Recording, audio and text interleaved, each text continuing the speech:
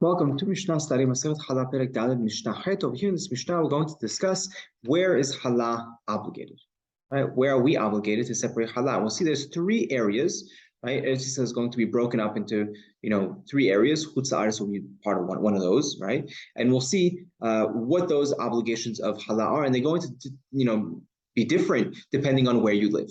So first of all, Rabban Gamliel Omer Shalosh Aratzot LaHallah.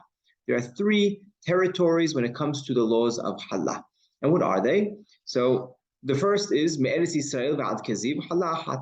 Right, Eretz Yisrael up until Keziv, right? This is the area that was conquered by Yoshua, and it was reconquered by Ezra, right? When Ezra came in the second Aliyah, when he came back and he resettled the land, we know the second Aliyah, right? Kiddusha Shniya, Kiddusha L'Sha'ata, V'Kiddusha L'Ati level, right? So it took on that Kiddusha, and it took on that Kiddusha forever, and therefore that is Eretz Yisrael proper when it comes to the laws of Hallah. And therefore you're going to separate one Hallah, right? That one Hallah is separated Betahara, right? Impurity, and given to the Kohen, and everything's done appropriately.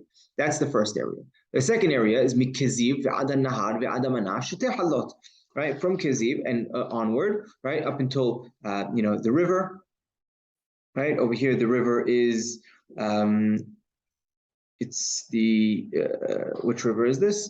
Well, I'll mention in a second. But the point over here is that this is the area that was conquered by Yehoshua, right, when they entered into Eretz Yisrael, but they did not go ahead and Ezra didn't, also reconquer this area when he got there. So this is only Kiddusha, the first Kiddusha, right, which is Kiddusha L'Sha'ata V'lo Kiddusha L'Ati level, right? It was only at that very moment, but it wasn't, afterwards as well, right? It only took on that Kiddusha for that very moment, but it lost that Kiddusha, and only the area that was reconquered by Ezra took on the Kiddusha of Eretz Yisrael.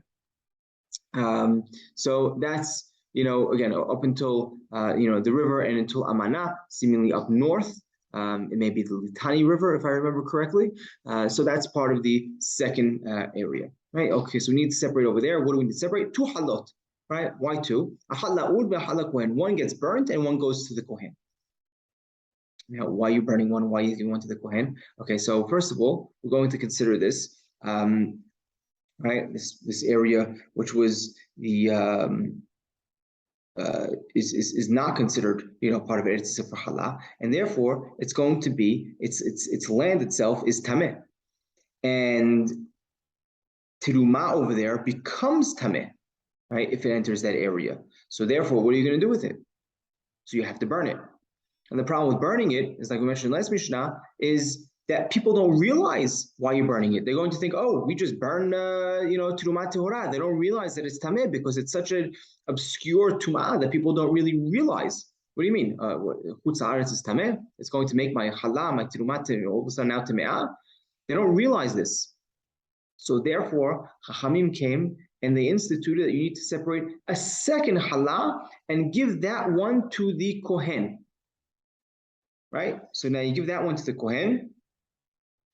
And the first one that we mentioned, right, Shel'ur, the one that's burnt, Yesh La Shi'ur, right, because it's still from the Torah, right, because the pasuk says, Ba'acholchem milechem ha'aretz, right, and this command was given to Bnei Israel when they were still eating the man, right, and when they started to eat the actual grains of Eretz Yisrael, that's when they were obligated in Hallah. So you have to go ahead and separate the appropriate amount that we mentioned, right, 1/24 to 1/48 if you're a baker.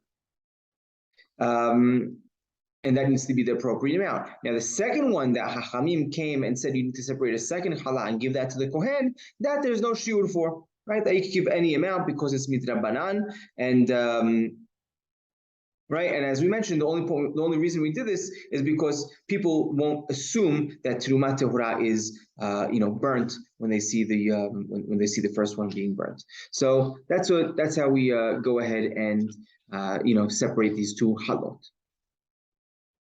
Now, Mishnah continues to the third area, and this is basically the rest of Chutz La'aretz. Mina Nahar Mina Amanah V'Lifnim Sheteh Halot, right? From the river and from Amanah and onwards, right? Meaning all of Chutz La'aretz, right? All of Eretz Ha'amim. This is considered Chutz La'aretz, that we're in the Galut, wherever we may be today. right? This could be all the way, up north into Turkey, down to Egypt, New York, right? All these areas, you're going to also be obligated in two halot, right? Sheteh halot, a hala'ur and a kohen. One is burnt and one is given to the kohen. Now over here, though, both of them are Rambanan, right? This is not considered Eretz Yisrael ever, right? This was never considered part of Eretz Yisrael, and therefore both of these are the Rabbanan.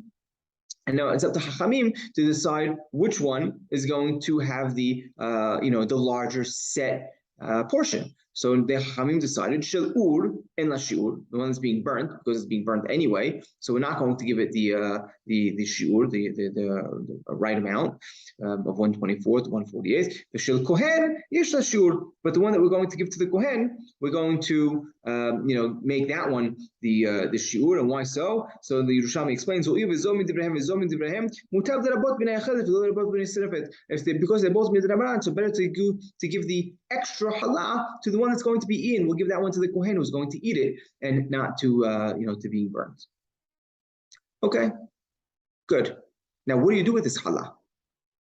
Right? What do you do with this hallah? This hallah in chutz la'aretz, right? In this last category, both of them, the one that's being burnt and the one that goes to the kohen. Utvul yom ochla. A tvul yom, right? A tvul yom is someone who dipped already and he's just waiting for sunset, right? So he dipped in the mikveh, now he's just waiting for sunset, and he'll be fully tahor. And Harambam says we're even talking about the one that's being burnt, the halal that you separate to be burnt, that doesn't have a shiur. A tvul yom is allowed to eat that one, right? Harambam is unique over here by pointing this out.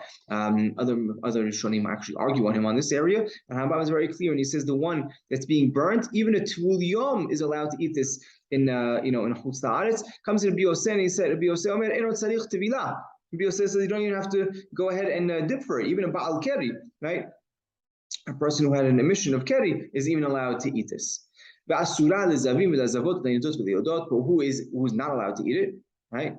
Zav, Zava, Nida, Yoledet, right? All these have tum'ah that come out of their body, right? It's an emission that comes out of their body, so the tum'ah is coming from their body, and therefore it's going to be asur for them to eat. But someone who became tameh, let's say it was tameh, right? It was tameh from keri, and he goes ahead and he dips, right? He's allowed to go ahead and eat this hallah in chutz la'aretz, right? According to Harambam, and this is what he says, right? En trumas chutz la'aretz asura ela mish tu'ah yotza alav migufo, right? And this is a limun nachon, as he says, and therefore he says the halal that you separate, the one that's being burnt, is muteret ba'achilah, right? The one that's bebeing burnt, right? In chutz la'aretz is muteret ba'achilah, the kohen katan, right? To a kohen who's younger, right? Younger than age, right? He's not, he's younger than, let's say,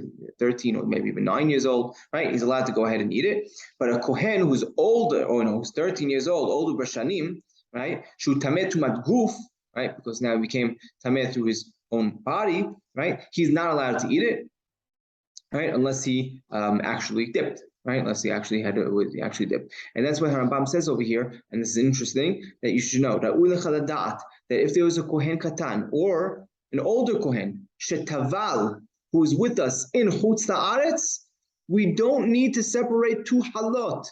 Rather, according to Harambam, you could separate one halah, the right amount, right, 1/24, and you could give it to this younger kohen or this other kohen who dipped and is tahor now. Right? And he's allowed to eat it entirely.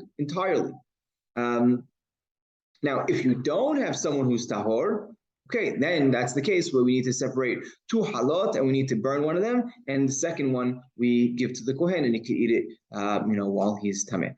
Right? So it's interesting, law. And why do we do this? Like we said, so we don't forget the laws of hallah in chutz la'aretz. Now, when we said at the end, now the Mishnah continues, v'nitenet l'chol kohen, right? And it's given to any kohen, right? You give this now to any kohen, right? Meaning the one, when you're separating two halot, right? And you're giving the one you're burning and the second one you're giving to a kohen, you give it to any kohen you want, right? It could be a haver, it could be an am ha'aretz. It doesn't really matter because he's allowed to eat it b'tumah, as we explained, right? And since it's Time'ah be'eretz ha'amim, we allow him, he's allowed to be, the halal itself is tameh. Yeah, he's allowed to eat it, tameh as well. And as we said, we're only doing this so halal that we don't forget the laws of halal. And chutz la'aretz halacha is not like Rabbi Yosef. Right, so according to Rambam, right, it's interesting. According to Rambam, we separate today 2 halot in Eretz Yisrael, right? We should, right? We separate 2 halot in Eretz Yisrael. One we should burn, right? And one we should go ahead and give to a kohen, and the kohen would eat that, right? Even if he's tameh. If you had a kohen that dipped and he was tahor, you only need to separate 1 halah, according to Rambam, right? 1/24th, and you give it to the kohen, and he eats it, right? And he eats it, even though, right, he's, tameh tumat met, right? Because we don't have paraduma and everything. But if he goes ahead and he dips, he could go ahead and eat this halal, which is tameh from chutz la'aretz, and he's also, tameh from tuma of also chutz la'aretz, and whatnot. So even so, though, he would be allowed to eat that 1 halal.